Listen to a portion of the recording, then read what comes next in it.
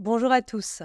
Hier, j'étais sur mon marché et j'entends une militante du nouveau Front populaire expliquer à une dame que LFI n'était pas antisémite. La dame, qui évoquait les noms de Rima Hassan, David Guiraud ou Thomas Porte pour étayer son propos, essayait tant bien que mal de donner des exemples et arguments précis. Mais enfin, Thomas Porte était à Gaza la veille du 7 octobre et le 7 octobre, il s'est réjoui devant les massacres. Mais enfin, Rima Hassan a parlé de résistance, juste, mais enfin, Jean-Luc Mélenchon a tenu des propos sur le peuple déicide. Pour la militante du nouveau Front populaire, Rima Hassan est une réfugiée pro-paix et les autres sont des humanistes, donc aucun d'entre eux ne peut être antisémite, ni même être contre la République. Et c'est là que j'ai compris la différence que j'avais, et je sais que je ne suis pas la seule, avec eux. Ils sont dans une vérité alternative. Ils ne croient plus en la vérité d'ailleurs, ils ne croient plus en les faits. Plus du tout. Ils sont militants avant d'être politiques. Leurs raisonnements ont laissé la place aux réactions épidermiques. Leur compréhension du monde a été remplacée par des ressentis. Le nouveau totalitarisme est bien là. Les insoumis ne sont plus dans le même espace-temps que nous.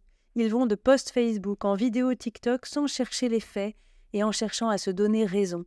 Certains, comme cette militante du marché, sont encore sur la défensive pour justifier d'appartenir encore au camp républicain. Une vidéo de bébé mort, regardez le génocide à Gaza, et peu importe que cette vidéo soit issue d'un tremblement de terre d'il y a 3 ans. Un bébé décharné en photo, ah, regardez la famine à Gaza, et peu importe que cette photo soit celle d'un bébé malade génétiquement.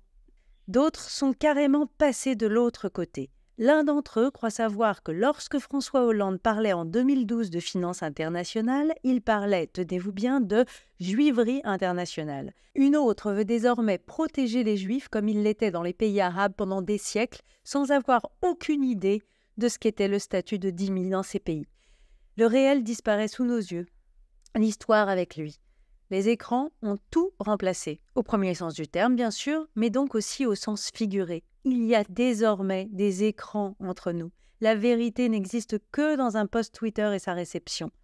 Heureusement, au milieu de tout cela, existent encore des journalistes, des auteurs qui remettent les sujets sur la table. Benjamin Duhamel qui confronte Mathilde Panot à l'énormité de son propos sur le fait qu'elle aurait plus d'expérience parlementaire que Léon Blum en 1936. Apolline de Malherbe qui avait réussi à sécher Dominique de Villepin sur sa soi-disant objectivité à l'endroit du Qatar et de ses alliés. Les journalistes de francs-tireurs et leurs portraits qui fâchent chaque semaine. Nous ne sommes pas seuls, ne nous replions pas.